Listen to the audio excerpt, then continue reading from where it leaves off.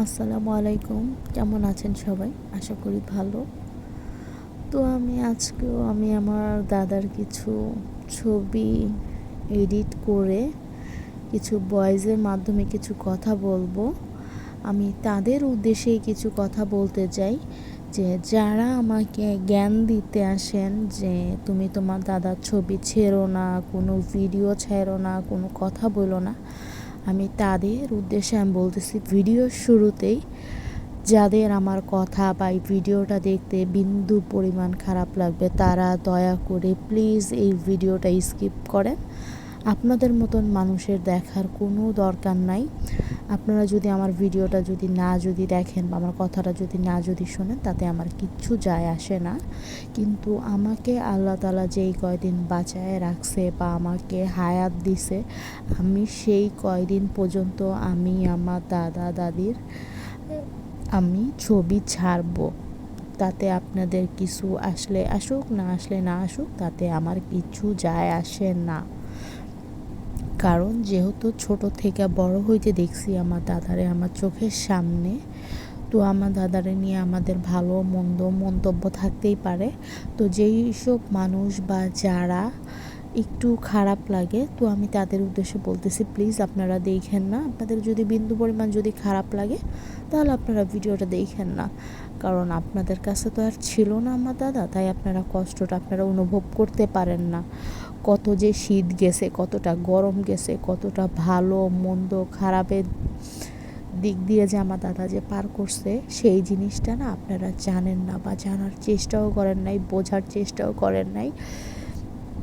Even কি একটা দিন বা একটা বেলা আপনারা কোনো রকম একটু খাবার আইনা জিজ্ঞাসা করেন নাই যে আব্বা আপনি কেমন আছেন, ভালো আছেন কি না। তো আমি সেই সব মানুষদের উদ্দেশ্যে বলতেছি প্লিজ আমার ভিডিওতে যদি আপনাদের বিন্দু পরিমাণ যদি খারাপ লাগে, প্লিজ আপনারা ভিডিওটা স্কিপ করেন। আপনারা কেউ দেখেন না, আমি আপনাদেরকে জোরও করতেছি না দেখার জন্য। আমি ভিডিওটা এর জন্যই ছাড়ি যে মনে হয় এটা কি কিছুদিন আগেও তো আমার দাদা আমার সাথে ছিল, কিন্তু দেখেন দেখতে দেখতে 2টা মাস হয়ে গেল আমার দাদা এই দুনিয়া থেকে চলে গেছে। মানে কি বলবো, বলার কোনো ভাষা নাই। মনে হয় কি যে এই তো কয়েকদিন আগেও তো আমাদের সাথে ছিল, কিন্তু দেখেন দেখতে দেখতে কিন্তু 2টা মাস পার হয়ে গেল। কিভাবে যে চলে গেল বুঝতেও পারি না, কিন্তু আমার কাছে মনে হইতেছে একটা দিন একটা বছরের মতন। এই যে 2টা মাস যে চলে গেছে, মনে হইতেছে কয় বছর ধরে যেন দেখি না। কিন্তু আমার মনের মধ্যে একটাই আক্ষেপ, আল্লাহ তাআলা আমার যদি বিন্দু পরিমাণ একটু যদি দেখা দিত যে আমার দাদা ওই অন্ধকার ঘরের মধ্যে কেমন আছে, আমি যদি একটু দেখতে পাইতাম, আমি অনেকটা শান্তি পাইতাম। আমি আল্লাহর কাছে আমি লাখ লাখ আমি শুকরিয়া আদায় করতাম যদি আমি একটা বার দেখতে পারতাম যে আমার দাদা অন্ধকার ঘরে কেমন আছে। যেই মানুষটা মানে কি বলবো, মানে খাবার দেখলে এতটা পছন্দ করতো, যে কোনো খাবার। আমার দাদা কোনো সময় বলে নাই আমার এই জিনিসটা খাইতে ভাল লাগে না, আমার এইটা খাইতে ভাল লাগে না, বা আমার এইটা হইলে আমার ভালো হইতো, আমার এই খাবারটা হইলে ভালো হইতো। কোনো সময় কিচ্ছু করে নাই। যেইটা দিত সেইটা সুন্দর মতন আমার দাদা পছন্দ করে খাইতো। আর আমার আব্বু যতটুকু সামর্থ্য ছিল আমার দাদারে খাওয়াইছে, আলহামদুলিল্লাহ। আমার দাদা এতে অনেক খুশি ছিল। আমার দাদারে যদি একটু ভালো মন্দ যদি কোনো খাবার যদি দিত, তাহলে শুধু বলতো আব্বু বাবু এটা কই থেকে পাইছো, এটা কয় টাকা দাম। আমার দাদার এই জিনিসটা নিয়ে খুব কৌতূহল ছিল। কেউ একটা ভালো একটা মোবাইল চালাইলে, কেউ একটু কাপড় চাপড় পরলে, কেউ কোনো খাওন, আমার দাদারে নিয়ে খাওন যদি দিয়ে আসতো আমার বাবা, আমার আব্বু যদি কোনো খাওন যদি দিয়ে আসতো আমার দাদার খাওয়ার জন্য, বাবা এটা কই থেকে পাইছো, এটার দাম কয় টাকা। এই জিনিসটা আমার দাদার খুব জানার ইচ্ছা ছিল। আমি জানি না কেন আমার দাদার এই জিনিসগুলি জানার খুব ইচ্ছা ছিল।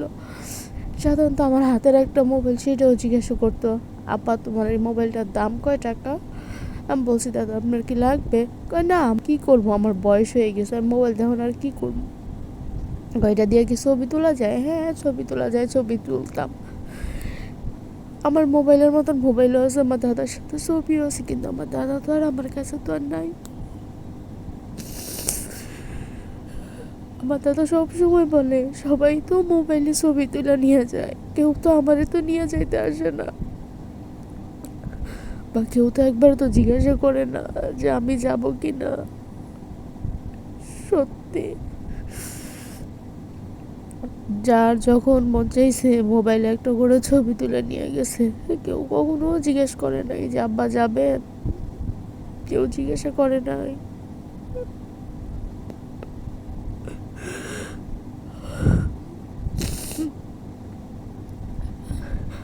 আমার এত পরিমাণ খারাপ লাগে, আমি এখন কথাও বলতে পারি না, কথা বলতে গেলে আমার গলা টলা একদম ভেঙে আসে, আমি কোনো কথা বলতে পারি না।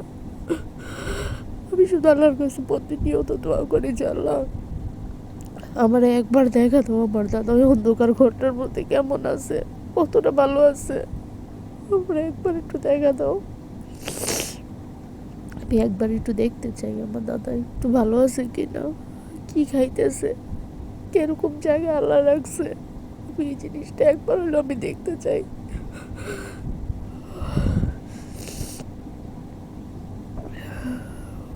জীবনে কত না কষ্ট করে গেছে ওই মানুষটা,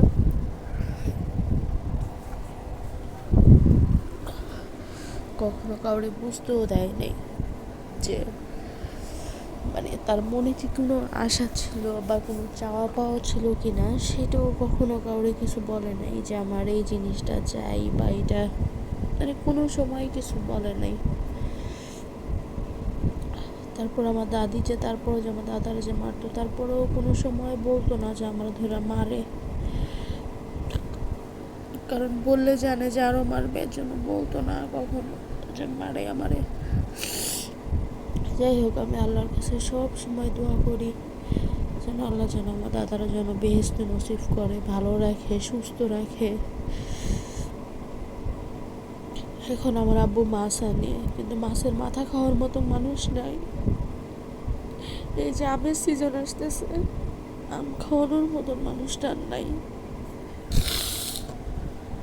তো ফল পছন্দ করতো, সেই ফল খাওয়ার মতন মানুষটা নাই।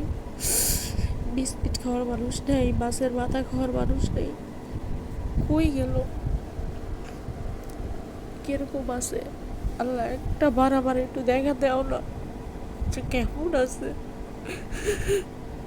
আসলে ওকে শেয়ার করেছে নাকি খুব ভালো আছে, একটা বার দেখা দাও আল্লাহ, একটা বার। যে অন্ধকারের ঘরটার মধ্যে কেমন আছে। যাই হোক, আমি আবারও বারবার করে বলতেছি, আমার এই কথাগুলো যাদের খারাপ লাগে প্লিজ দয়া করে আপনারা ভিডিওটা স্কিপ করবেন, কারো ভিডিওটা দেখার দরকার নেই। হয়তো আজকে আপনারা এই ভিডিওটা দেখার পরে কালকে আবার আমারে বলবেন এই ভিডিওগুলি সাইরো না, এগুলি সারা ঠিক না, কথা বলা ঠিক না। আমি তাদেরকে বারবার করে বলতেছি আপনারা প্লিজ দেখেন না, কারণ আপনাদের কাছে ছিল না, আমার দাদা ছিল, আমার আব্বুর কাছে জানে কষ্টটা কি। চোখের সামনে আমরা দেখছি 3-4টা বছর আমার দাদা কি কষ্ট করে গেছে, সেটা আমরা দেখছি, আপনারা দেখেন নাই। তো দয়া করে না আপনারা আমার এই জ্ঞানটা দিতে আসেন না। আমি যথেষ্ট পরিমাণ ম্যাচুইড বয়স, আমার কোন জায়গায় কী বলতে হয় না বলতে হয় অন্ততপক্ষে আমরা সেটা জানি। আমরা ওইরকমও খারাপ কিছু বলবো না যেন মানুষের কাছে আমাদের মাথাটা নিচু হয়ে যায় বা আমার দাদার মাথা নিচু হয়ে যায়। অন্ততপক্ষে আমার দাদার নিয়ে না কেউ আমার জ্ঞান দিতে আসবেন না, প্লিজ দয়া করে না। সবাই ভালো থাকবেন, সুস্থ থাকবেন, আর সবাই বেশি বেশি করে আমার দাদার জন্য দোয়া করবেন, আমার দাদারা যেন আল্লাহ তাআলা যেন বেহেশতে নসিব করে। আর ওই অন্ধকারের সকল অন্ধকার ওই ঘরের মধ্যে যারা আছে সকল কবরবাসীর জন্য সবাই বেশি বেশি করে দোয়া করবেন যেন তাদেরকে আল্লাহ যেন সুস্থ রাখে, ভালো রাখে। যারা এই দুনিয়া থেকে আমাদেরকে ছেড়ে চলে গেছে তারা যেন অবশ্যই যেন ভালো থাকে, আল্লাহ যেন তাদেরকে যেন জান্নাতবাসী করে। তো আজকের মতন আমি আর ভিডিওটা বাড়াচ্ছি না, সবাই ভালো থাকবেন, সুস্থ থাকবেন, আল্লাহ হাফেজ।